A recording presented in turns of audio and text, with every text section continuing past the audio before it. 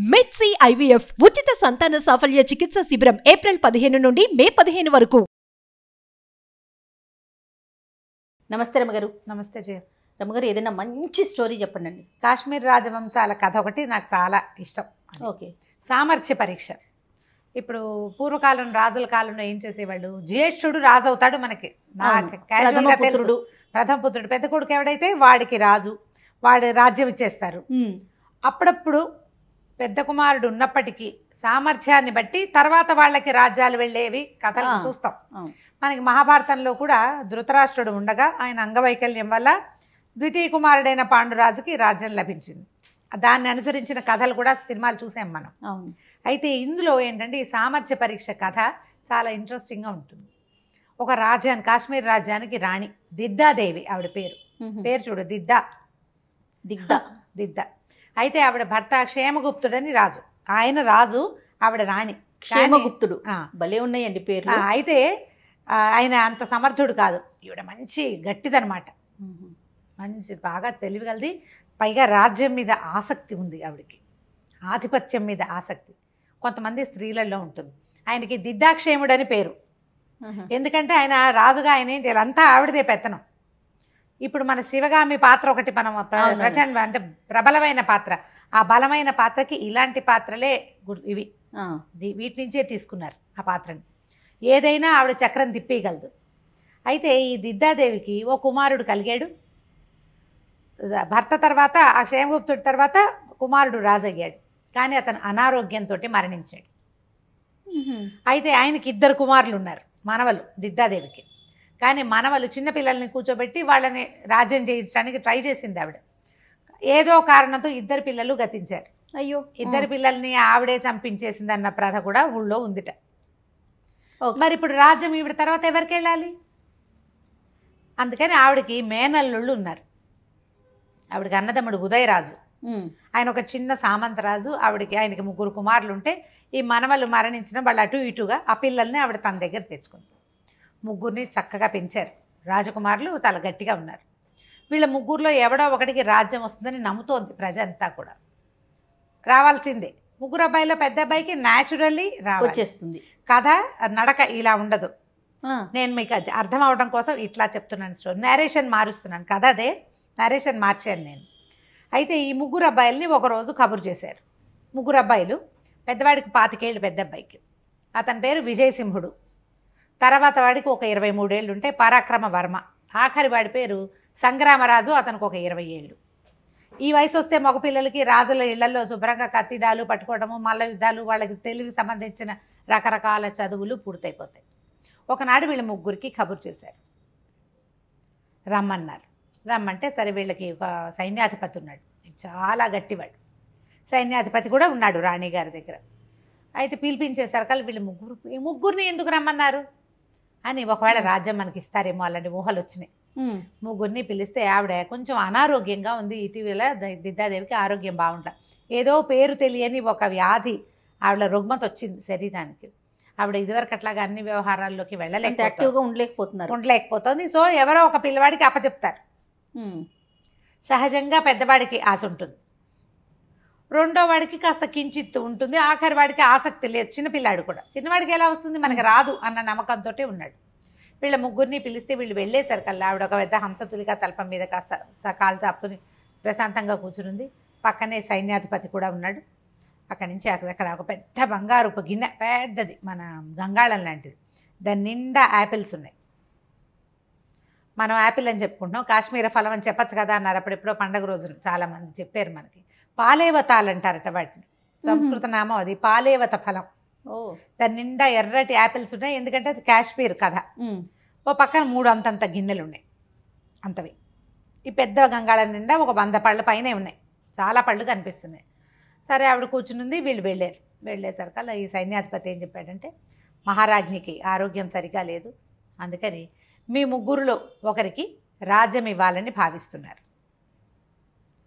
అయితే జ్యేష్ఠుడికే ఇవ్వాలని భావించి జ్యేష్ఠుడికి ఇచ్చి, ఒకవేళ మిగిలిన 2లో కూడా ఎవడైనా సమర్థుడు ఉంటే వాళ్ళని దీని నుంచి డిప్రైవ్ చేయడం ఆవిడ ఉద్దేశం కాదు.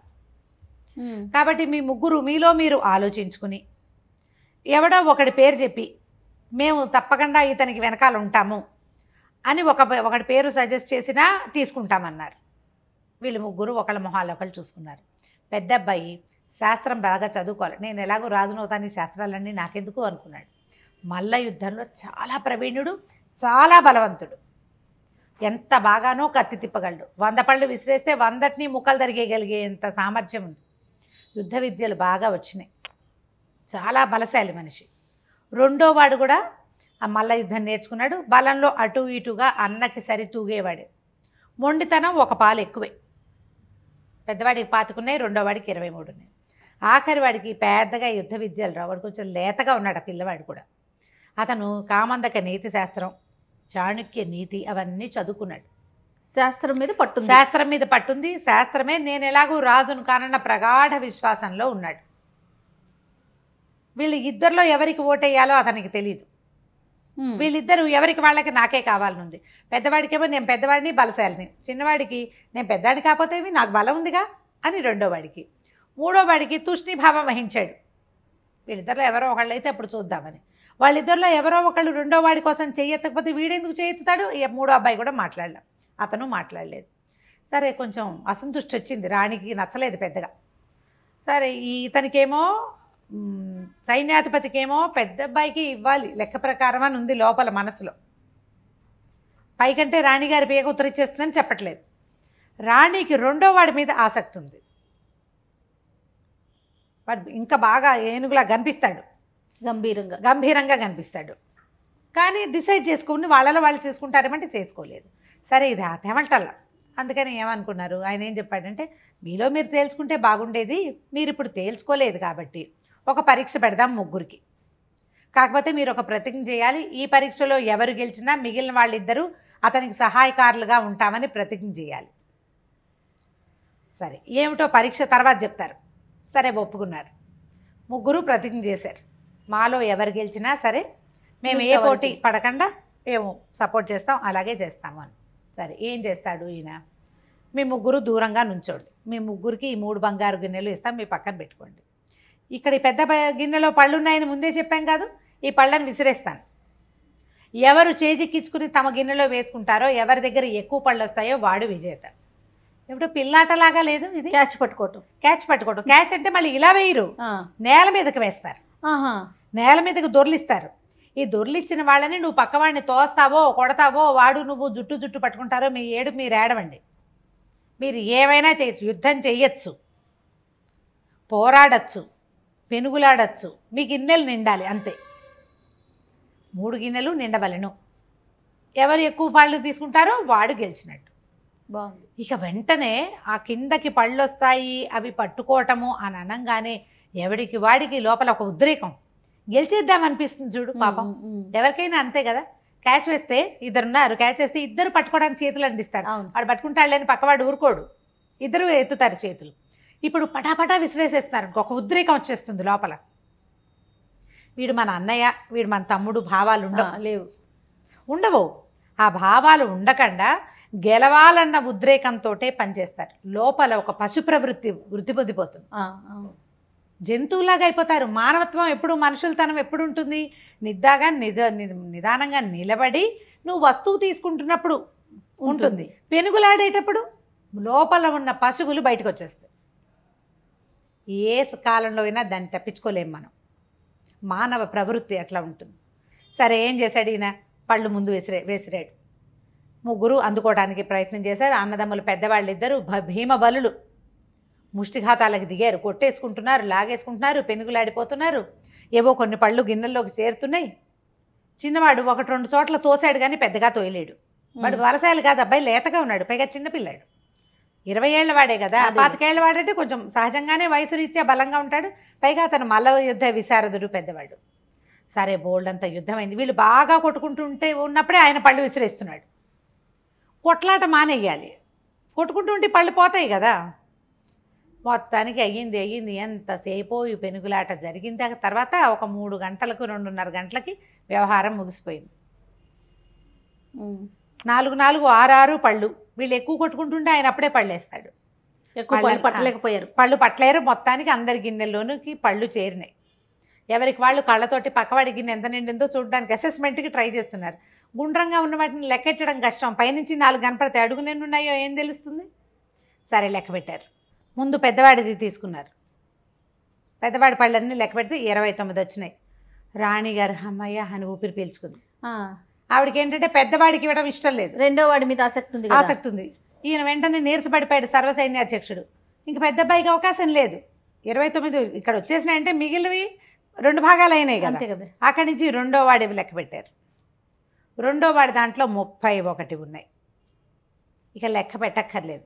ఈ 29, 31 కలిపితే 60 పళ్ళు వీళ్ళిద్దరూ పట్టుకుంటే ఆఖరి వాడి దగ్గర 40 పళ్ళు ఉన్నాయి. ఈ ఫలితానికి రాణిగారు ఉసూరుమనిపోయింది. ఇద్దరు బిక్కమొహాలు వేశారు. వాళ్ళు ఇది ఊహించల. అవును అవును. వాళ్ళు ఏమనుకున్నారు, వీళ్ళిద్దరూ మహాబలశాలుడు, కొట్టో లాగో కాయలు లాగేసుకుంటారనుకున్నారు. మెతగ్గా సామాన్యంగా సన్నగా సింపుల్గా ఉండే పిల్లవాడు 40 పళ్ళు చేజెక్కించుకుంటాడని వాళ్ళు ఊహించలేదు. రాణిగారికి దిగులు పుట్టింది, సైన్యాధ్యక్షుడికి విసుగు పుట్టింది.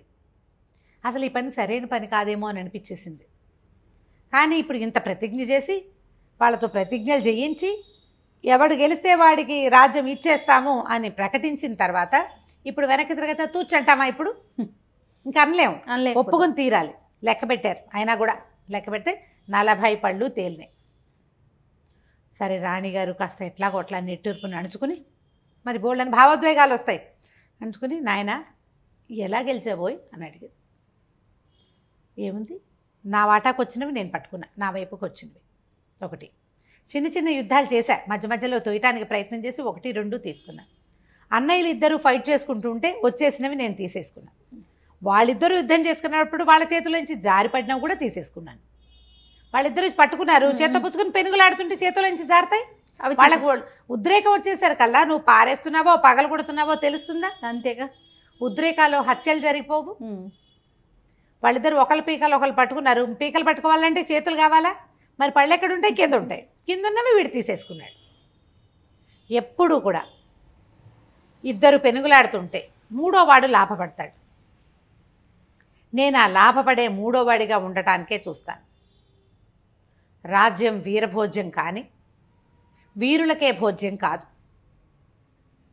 2 రాజ్యాల వాళ్ళు తలపడుతుంటే అక్కడ నష్టపోయే ప్రజని మన రాజ్యంలోకి తరలించుకోవచ్చు. నేను ఆ పనే చేశాను అన్నాడు. వీళ్ళు ఏమనుకున్నారంటే ఈ మహాబలశాలుడు కాకపోయినా వీడి కనీసం బుర్ర ఉంది, రాజ్యాన్ని చెడగొట్టకుండా ఉంటాడు.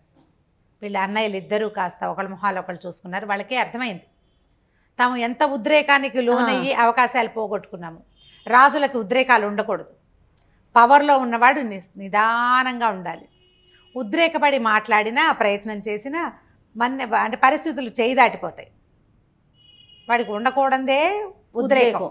అధికారికి ఎంత ప్రశాంతమైన ఆలోచన ఉంటే అంత బాగుంటుంది ప్రజ.